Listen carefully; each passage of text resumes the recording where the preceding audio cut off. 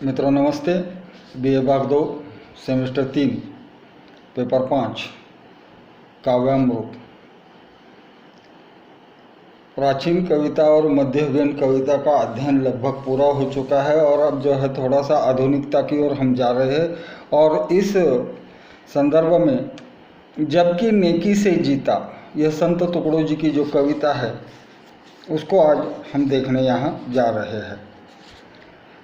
संत तुकड़ो जी के नाम से कौन परिचित नहीं है। आज़ादी के आंदोलन के एक सिपाही, सेनापति और एक उत्तम कवि के रूप में संत तुकड़ो जी प्रसिद्ध है। मराठी में उन्होंने बहुत सारा लेखन किया है जिसका हिंदी अनुवाद जो है वो आज हमारे सामने इस पाठ्यक्रम में शामिल किया गया है। उनका मूल नाम माणिक बंडोजी इंगळे था और महाराष्ट्र के अमरावती जिले के यावली नामक गांव में वे पैदा हुए थे। धंधे से दर्जी थे, जाति से ठाकुर थे। इनके माता पिता पंढरपुर के श्री विट्ठल के अनन्य साधारण भक्त थे, इसलिए विट्ठल भक्ति का या भागवत संप्रदाय का जो था वो इन्हें बचपन से ही ज्ञान था और ये वृत्ति से भी संत ही थे। एक महान समाज सुधारक के रूप में जो है वह तुकड़ो जी आज भी प्रसिद्ध है। इनको जो है राष्ट्र कवि की उपमा दी जाती है। इन्होंने करीब 3,500 भजन, 2,500 अभंग, 800 के ऊपर लेख और मराठी में ओवी छंद होता है उसमें करीब 6,000 ओवियाँ आदि लिखे। उनके छोटे बड़े कुल मिलाकर 85 ग्रंथ जो है वह आज उपलब्ध है।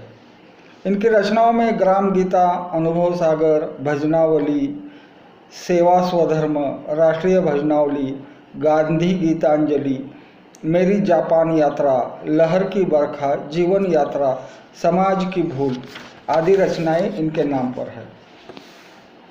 इनकी जो हमारे पाठ्यक्रम में रचना शामिल है, इस रचना का शीर्षक है जबकि नेकी से जीता। मनुष्य को जो है अपना संपूर्ण जीवन नेकी से बिताना चाहिए और जो आदमी नेकी नहीं छोड़ता उसकी कभी न कभी एक न एक दिन जरूर विजय होती है। यह विश्वास संत तुकड़ो जी के मन में था और इसी बात को लेकर उन्होंने यह प्रस्तुत रचना लिखी है, जबकि नेकी से जीता। जबकि नेकी से जीता है तब तू शराब क्यों पीता है। जैसे कि पहले हमने कहा था कि आप एक बहुत बड़े समाज सुधारक थे, इसलिए शराब के खिलाफ भी इन्होंने अभियान चलाया था और उसी के तहत उन्होंने ये पंक्तियाँ लिखी है, जबकि नेकी से जीता है तब तू शराब क्यों पीता है। तो शराब न पीने की तुकड़ो जी की सलाह है। शराब जो होती है वो आदमी को कहीं का नहीं छोड़ती। पूरे परिवार के परिवार जो है वो शराब की वजह से ध्वस्त हो जाते हैं, जिसे हम हर रोज़ देखते भी हैं, सुनते भी हैं। और इसलिए तुकड़ो जी ने इस बात को हमारे सामने जो है वह रखा है। तुझे पता है आज तलक ये शराब किसने खाई, मांसाहारी और व्याभिचारी उनकी यह बात है। तुकड़ो जी सामान्य आदमी को आगाह करते हुए, सावधानी का इशारा देते हुए कहते हैं, तुझे पता है कि शराब ने कितने परिवार खाए हैं। शराब ने, आदमी शराब को पीता है या आदमी के मन में एक भ्रम होता है, लेकिन होता इसके विपरीत है। शराब आदमी को पीती है और इसलिए, और शराब के साथ जुड़कर क्या आता है तो मांसाहार आता है, व्यभिचार आता है। और ये सारे जो है शराबी आदमी के जो है वो दुर्गुणों में इजाफा करते हैं, उसमें बढ़ोतरी करते हैं। तीनों में भी है मित्र सदा, चौथा मित्र है चोरी। राक्षस के घर में रहते इनके गुरु अघोरी। शराबी, मांसाहारी, व्याभिचारी, ये तीनों मित्र है और इनका चौथा मित्र क्या है, चोरी। तो इन तीन दुर्गुणों की अगर आदमी को लत लगती है तो आदमी चौथे गुण को सहज स्वीकार करता है और वह है चोरी करना। कभी आगे लिखता है, यह सब राक्षसों के घर में रहते हैं और इनके गुरु जो है वो अघोरी है। अघोर संप्रदाय एक प्राचीन काल से भारत में है और अघोरों के बारे में जितना भी कहा जाए वो कम है। अगर अघोरों पर अपनी बात रखूं तो मन में एक क्लेश पैदा होती है, घिन आती है। ऐसे उनके आचार विचार इन अघोरी पंथियों के होते हैं। इसलिए ये अघोरी लोग जो होते हैं वह समाज से टूट कर रहते हैं, समाज से इनको कोई लेन देन नहीं होता। और अघोरी की तरह शराबी, व्यभिचारी, मांसाहारी और चोरी करने वालों की स्थिति होती है, यह कवि का कथन है। आगे वे लिखते हैं और बार बार एक ही सवाल दोहराते हैं कि तुम शराब क्यों पीते हो, शराब पीना छोड़ दो, शराब करना बंद करो। धर्मवान तू माला पहने चंदन सिर पे लावे, छोड़ आज शराब पीना बिगड़े पथ ना जावे। तू धर्म का एक सिपाही है, तुम्हारे नस नस में धर्म के प्रति जो है वह सद्भावना है। तुमने अपने मस्तक पे, अपने सिर पे चंदन लगाना चाहिए, गले में माला पहननी चाहिए और सद धर्म का, सही धर्म का, अच्छे धर्म का तुम्हें आचरण करना है। छोड़ आज से शराब पीना बिगड़े पथ ना जावे। आज से तुम शराब पीना बंद करो। अगर तुम शराब पियोगे तो तुम्हारा कुछ भी अच्छा नहीं होगा, यह कवि की मान्यता है। इसलिए वो कहता है कि छोड़ आज से शराब, बिगड़े पथ ना जावे। गुमराह होकर किसी बिगड़े पथ पर मत जाओ, क्योंकि शराब तुम्हें कभी भी सुधरने का मौका नहीं देती। उल्टे इसके विपरीत शराब तुम्हें सदैव ही जो है वह गुमराह करेगी या करती है, यह कवि का कथन है।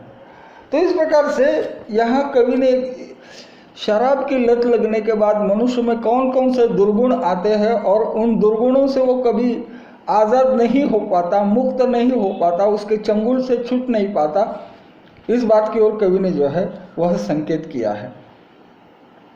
अंतिम हिस्सा इस कविता का, सुनो उठ और स्नान बनाकर सुमरण कर सदगुरु का, टुकड़ा दास कहे तब पावे जगा तुझे सूर नर का। हमारे हिंदू धर्म में भी यह अवधारणा होती है कि नर में ही नारायण बसते हैं।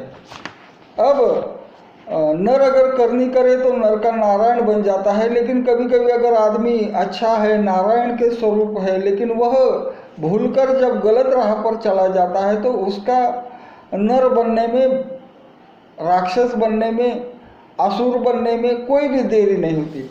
इसलिए कवि यह अंत में कहता है, सुनो उठ और स्नान बनाकर सुमरन कर सदगुरु का। हमारी संस्कृति में, हमारी जप तप ध्यान धारणा में सर्वाधिक जो महत्व है वह स्मरण का है, नाम स्मरण का। तो कवि ये कहता है कि ये सब छोड़ दो, उठो, स्नान करो और अपने गुरु का स्मरण करो। अर्थात गुरु का ही केवल स्मरण नहीं, तो गुरु के द्वारा दिए गए जो मंत्र है उन मंत्रों का भी स्मरण करो। टुकड़ा दास कहना चाहते हैं, तब पावे जगा तुझे सूर नर का। तुम्हारे मतलब नर शरीर के अंदर जो सूर है, जो देवता है, जो नारायण है, वह जाग जाएंगे और तुम्हें जो है वह ईश्वर के नज़दीक ले जाएंगे। तो इस तरह से इस कविता के द्वारा टुकड़ोजी महाराज ने जो है वह शराब छोड़ने की सलाह दी है और नेकी के राह पर चलने का आग्रह किया है।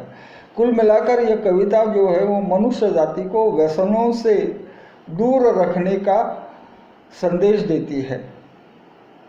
आज भी हम देखते हैं कि मनुष्य जो है व्यसनों का या व्यसनों के अधीन हुआ है और इसी कारण उसका परिवार जो है बिल्कुल बिखर जाता है, टूट जाता है। लेकिन फिर भी आदमी को इस बात का होश नहीं रहता। ये आदमी को ही नहीं, केवल संपूर्ण मानव जाति को होश में लाने के लिए टुकड़ोजी महाराज ने यह कविता लिखी है और इस कविता के द्वारा जो है यह सत्य सामने रखा है कि नशा करने से या व्यसनों से किसी भी आदमी का कभी भी जो है वह भला नहीं होता।